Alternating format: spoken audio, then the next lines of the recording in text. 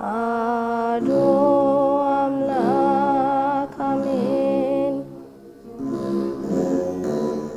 የክርስትና እምነት ተከታዮች ፈጣሪያቸውን ከሚያመሰግኑባቸው መንገዶች መካከል አንዱ መዝሙር ነው። መዝሙር ደግሞ በቃልም በመሳሪያም ታጅቦ ይቀርባል። በገና ደግሞ አንዱ የምስጋና ማቅረቢያ መሳሪያ ነው። በተለይ በኢትዮጵያ ኦርቶዶክስ ተዋሕዶ እምነት ተከታዮች ዘንድ በገና በተመስጦ ምስጋናንና ጸሎትን ለፈጣሪ ያደርሳል ተብሎ ስለሚታመን ብዙዎች የበገና መዝሙርን ያዳምጣሉ፣ በገናንም ይደረድራሉ። እኛም ከአንድ ቤተሰብ ጋር ቆይታ እናደርጋለን።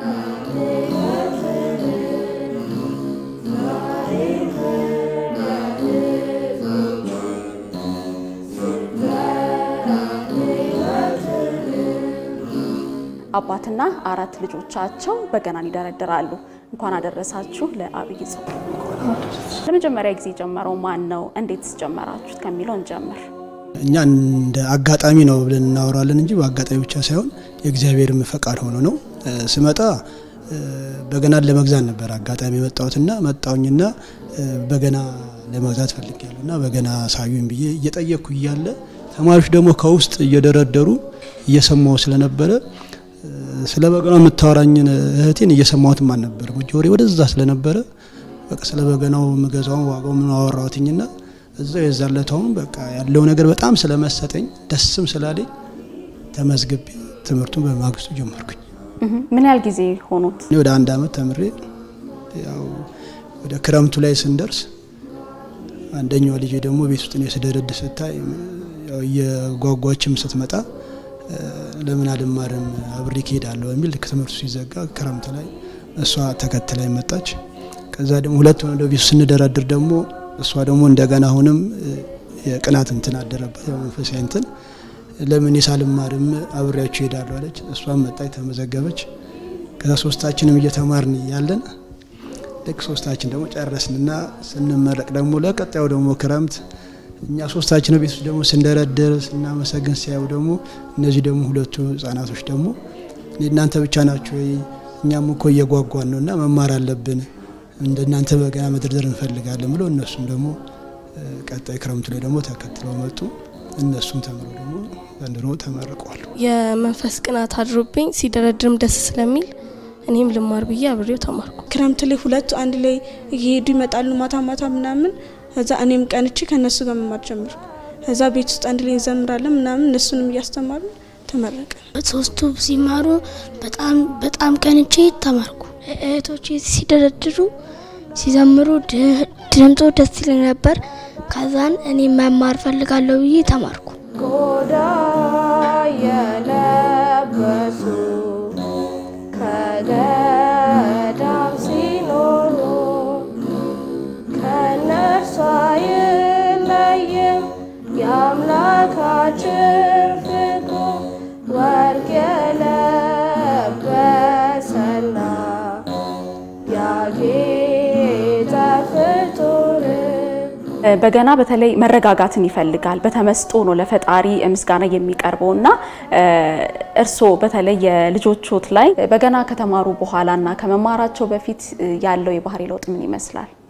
ያው እነሱ ላይ ያዩት ነገር ውጪ በጣም እየዘለሉ ደርሼኔ ከስራ ስገባ በግቡ ወደ ቤት በቃ ታጠውና ግቡ ብዬ ልክ ገብተው በገና ከያዙ እነሱነታቸው ይቀየርብኛል። በቃ ሌላ ይሆኑብኛል። እዛ ቀድም ያዩባቸው ፊታቸው ላይ ያዩት መንፈስ አላየው ለውጥ ብሎ ልክ በቃ ቤተ መቅደስ ቁጭ ብሎ ከእግዚአብሔር ጋር እየተገናኙ ያክል የሚመስል መንፈስ አይባቸዋል። ለመጀመሪያ ጊዜ በገና ሲደረድሩ የተሰማችሁ ስሜት ምን ይመስላል? እናንተ ላይ ሲያመጣው የባህሪ ለውጥ ምንድነው?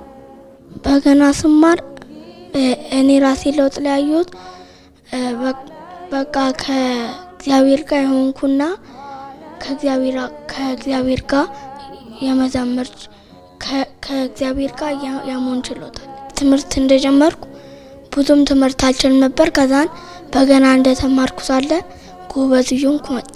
ስንተኛ ትወጣለህ? ስንተኛ ነው የምትወጣው? ጎበዝ። እሺ። መንፈሳዊ እርካታው ከእግዚአብሔር ጋር ያገናኛል እና እርጋታ ይፈጥራል። በቃ ብቻኩኝ ምናምን በእርጋታ ይፈጥራል። ትምህርቴ ላይ ትንሽ ደካማ ነበርኩ፣ ግን በገና ከተማርኩኝ በኋላ በደም ጎበዝ ይሆንኩ ነው። እንደዛ ለውጥ አምጥቶብኛል። አንተ ለኔ ያለ ምን ይከፈለዋል ለፍጹሙ ፍቅር በሕይወቴ በዘመኔ ደስ የሚለኝ ለኔ በወንጌል ማመኔ። እንደ ቤተሰብ ሰብሰብ ብላችሁ የምትመሰጡበት ጊዜ አለ? አለ። ሰብሰብ ብለን ያው ቤታችን አንድ 3 በገና ነው ያለን። አንዱን ከዚህ የገዛው ነው፣ ሁለቱ ደግሞ ሲመረቁ እነሱ በስጦታ የተሰጣቸው ነው።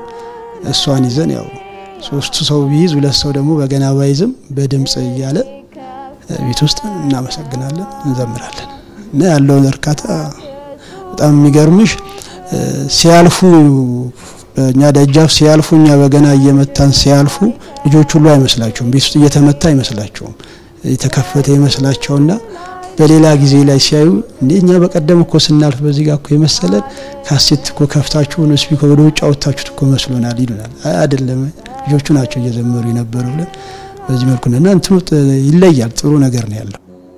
እንደ ቤተሰብ ሲያመጣው መረጋጋት ምንድነው? እንደ ቤተሰብ ያመጣው መረጋጋት በጣም ከፍተኛ መረጋጋት አመጣዋል።